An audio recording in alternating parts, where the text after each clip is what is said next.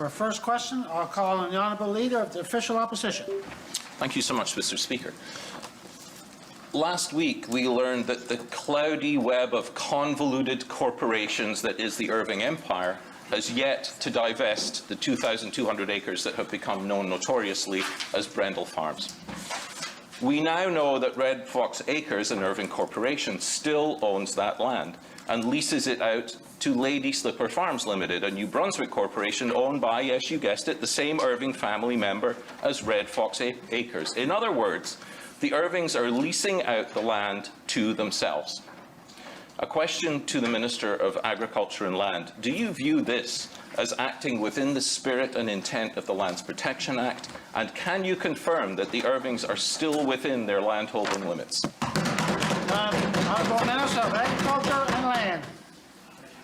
And this has been a frustration file for myself for quite a while. And Mr. Speaker, as we maneuver through this, it's frustrating where it has ended up. But I feel with the strength of our LPA 2.0, Mr. Speaker, that this shouldn't happen again, Mr. Speaker. And I'm prepared to see that going forward and hope that this never happens again. Thank you, Mr. Speaker. The Honourable Leader of the Official Opposition. Yeah, we all hope this never happens again, of course, Minister, and you have the power to ensure that it doesn't happen again. And I hope you use your position to do that. In an interview last week, the Minister, and he just reiterated it in his answer to my first question, expressed frustration that the sleight of hand which allowed for the land to remain in Irving ownership was so easily achieved. To the same Minister, you brought forward amendments to the LPA last sitting that were supposed to prevent exactly this kind of legal manoeuvring. Why didn't they rectify this loophole? Honourable Minister of Agriculture and Land. Thank you, Mr. Speaker. The Lands Protection Act 2.0, Mr. Speaker, was enacted April 1st, Mr. Speaker, and this will not happen again. And you know, it's frustrating to me at no end, Mr. Speaker, and I'll continue to do what I can to prevent this. Thank you, Mr. Speaker.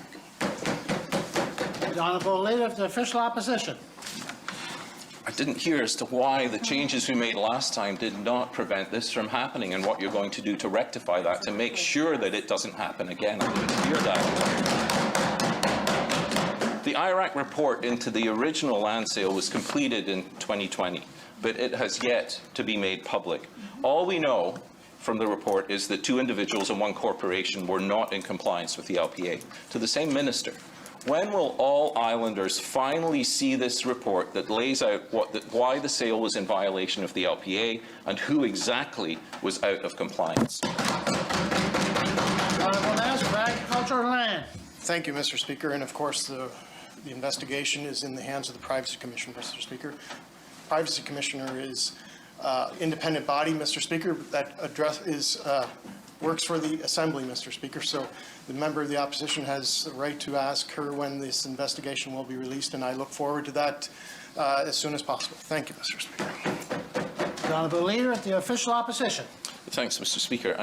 The amendments to the LPA that were debated and passed last fall came into effect in April of this year. The Minister of Agriculture and Land promised divestiture of the 2,200 acres within 120 days. Well, we're now well over 500 days, and that has yet to happen. Your department wrote the divestiture plan, yet you are quoted as finding the agreement dissatisfying. A question to the same Minister. How much input did the multiple Irving corporations have in the development of this document, and will you immediately table the plan and timeline for divesting this land that you signed back in 2020?